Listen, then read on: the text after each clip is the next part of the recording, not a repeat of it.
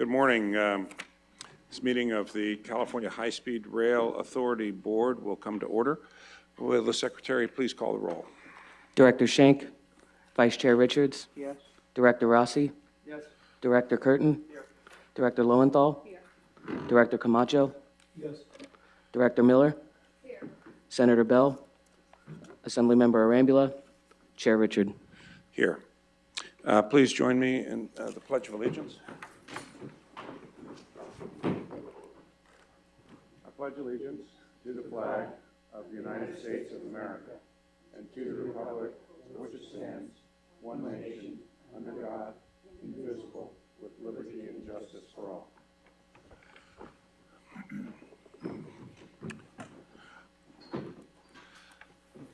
Okay, we'll move through our agenda. The first item is public comment. Mr. Roland LeBrun.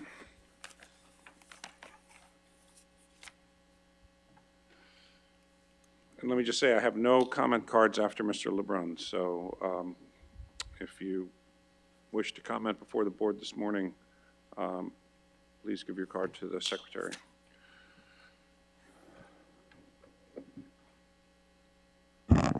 Good morning, Chair Richard. Good morning. Directors. The reason I made the trip today is to give you a brief update on the Panoche alignment, follow up on a couple of comments I made last month, and close with the strongest warning I will probably ever give to this board. On the Panoche front, everything's looking really good, and I would strongly recommend taking the TGV between Marseille and Lyon and look out the window as the line weaves its way to the Massif Central.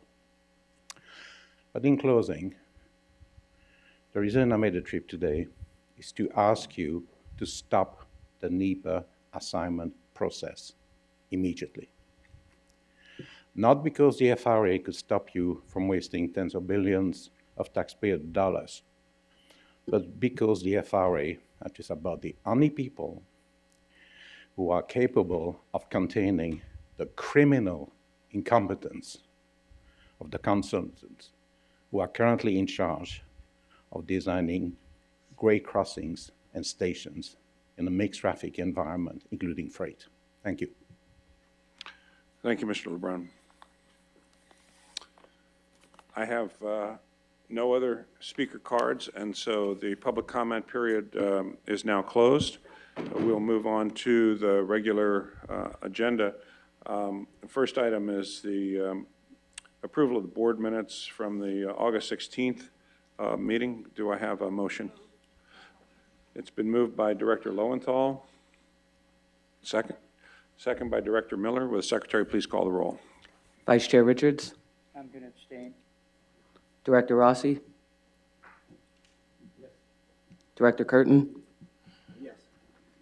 Director Lowenthal. Yes. Director Camacho. Yes. Director Miller. Chair Richard. Yes. Okay, the minutes are approved. Our next item, which is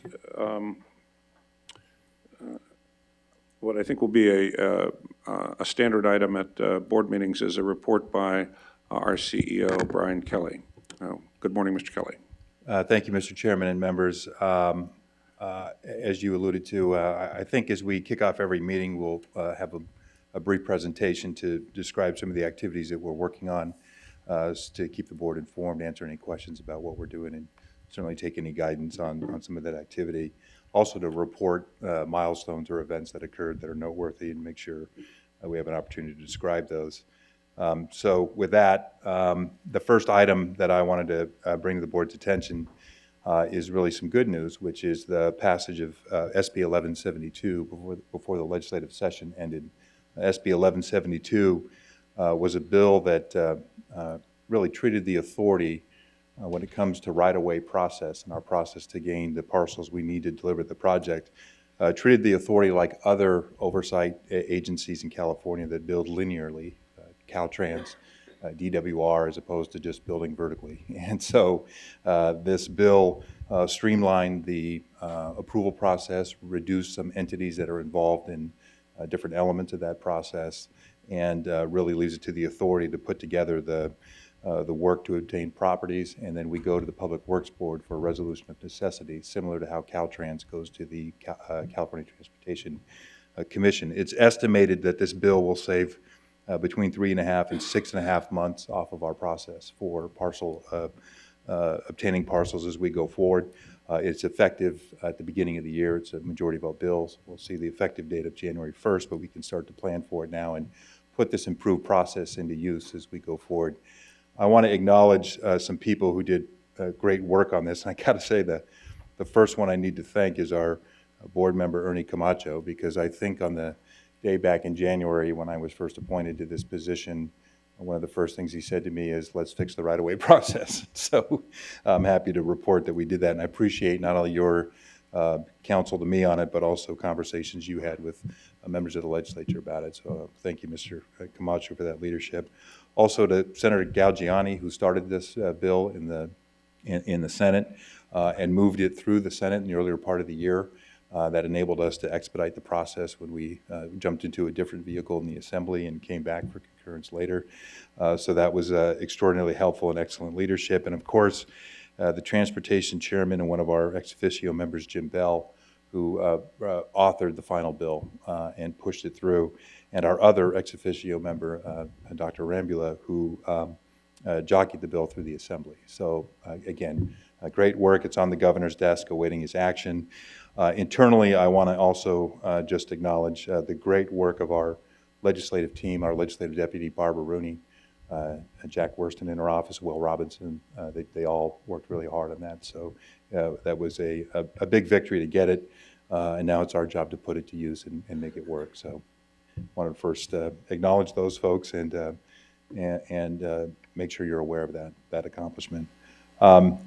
The second thing, just to let you know, because you may be hearing about it in the weeks that come forward, as you know, we've talked probably most publicly at our April meeting in Los Angeles about returning to Southern California to move forward on preferred alternatives for our environmental alignments. And we have begun the public outreach process to move forward with that. We will be in Bakersfield in October to move forward with the LGA as our environmental document for that area, to do a preferred alternative for Bakersfield to Palmdale. And then the following month in November, we're poised to be down in Southern California for the preferred alternatives for the 3 segments down there. And so we have started some process with public workshops and meetings, letting people know what's coming to the board at those hearings, and we'll be continuing that work at the end of September. So we are moving forward on that, and looking forward to really focusing our work in those segments and moving the program forward. So it's good work that we're doing, but you'll start hearing more and more about it as we go forward. Finally, well, a couple more.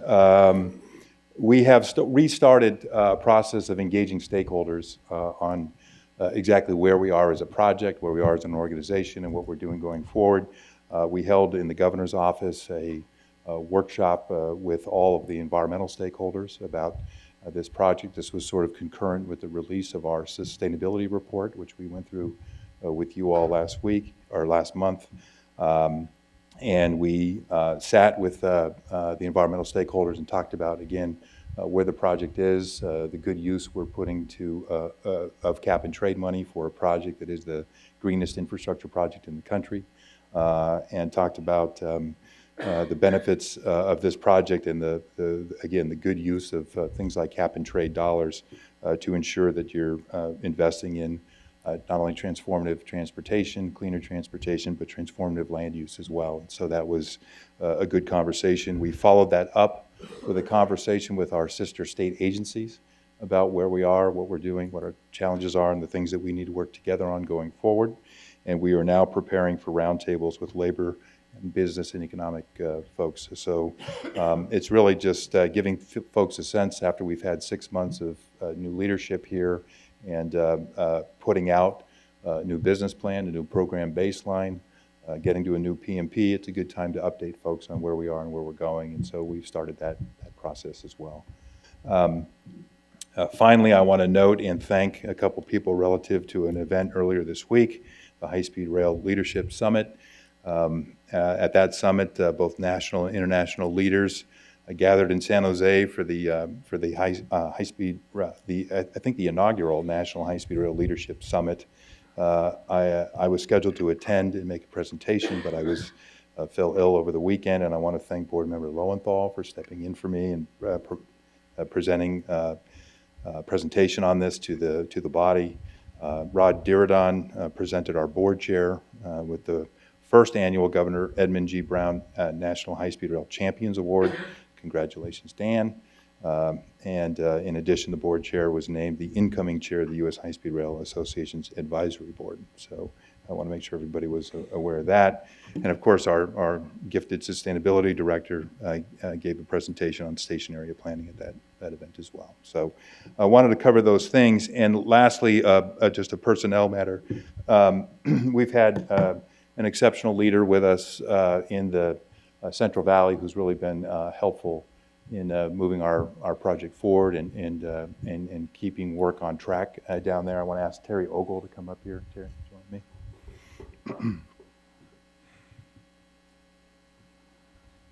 So Terry unfortunately informed us recently that he's leaving the authority for a new and great opportunity. Congratulate him on that. We've certainly put a lot on his plate, and since we've been here, we've asked him to do more and more and more, and he's continuously stepped up. So I've got to say, I had a chance to talk to Terry down in Fresno on Friday. Thank you for all you've done for the project, the work that you did for us. Wish you the best of luck going forward. And I want to present you with this ticket that says, in part, Terry, thank you for all your hard work in helping us build the nation's first high-speed rail system. Through your contributions and perseverance, you have been the ticket to our success, and we wish you the best in your future endeavors. And it's the classic high-speed rail ticket. Terry Ogle.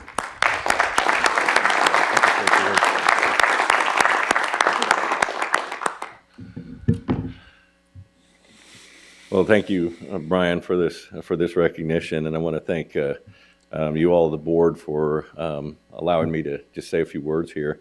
It's been an honor and a privilege to work on the high-speed rail. I came here 5 years ago from Caltrans, and I want to thank Diana Gomez for giving me the opportunity to come over and work for her in the Central Valley at that time. And it's been a tremendous opportunity. It's been a great run for 5 years, and so I just appreciate that. And it's been an honor and a privilege to work with a number of exceptional people in the engineering field. I put the people that I've worked with here as some of the best and brightest and experienced people in the world that I've worked with over the last 5 years. And so I thank the board, I thank High Speed Rail, and I thank the people that have been supportive of me for giving me this opportunity. So thank you very much. Thank you, Terry, and best of luck to you. Thank you. Thank you. Mr. Chairman, that wraps up my report. Can I just make two comments quickly? One is that for those of us who were at the High-Speed Rail, U.S. High-Speed Rail Association meeting, I want to compliment our communications staff. They showed the video of the construction update report. I've seen some of these videos in the past, and they've always been good, but this one was particularly good. It was, I would say, extraordinarily good. So one of the things that I think would be, if my colleagues haven't seen it yet, perhaps I could ask the staff to just send a link out instead of making people go search for it so that they could click on that. It actually is quite invigorating to see the progress down there for those of us who aren't there all the time. So that was one thing I wanted to say. And then the second thing, I just wanted to note that you made reference in your remarks to new leadership over the past 6 months. I note that you've been here 8 months, so I think we should talk about that 2-month gap at the appropriate time. So. It's just bad math. So. Any other comments or questions for our CEO? Thanks. I think this will be an important thing to have the CEO report every month. It's a good way to proceed with business. Okay, so that concludes our public agenda this month. As our CEO, Mr. Kelly, said, over the next 2 months, we'll be taking on some very important work to designate preferred alignments. It'll be the culmination of a lot of staff environmental work, both in Bakersfield and then in the San Fernando Valley following that. So we do have a lot of stuff coming up and kind of balances out this month's light agenda. However, we do have a number of matters to discuss in closed session, so the board will now enter into closed session in an anteroom off of this auditorium. At the conclusion of that, I'll come back and report any actions from the closed session. So we'll stand in recess to closed session.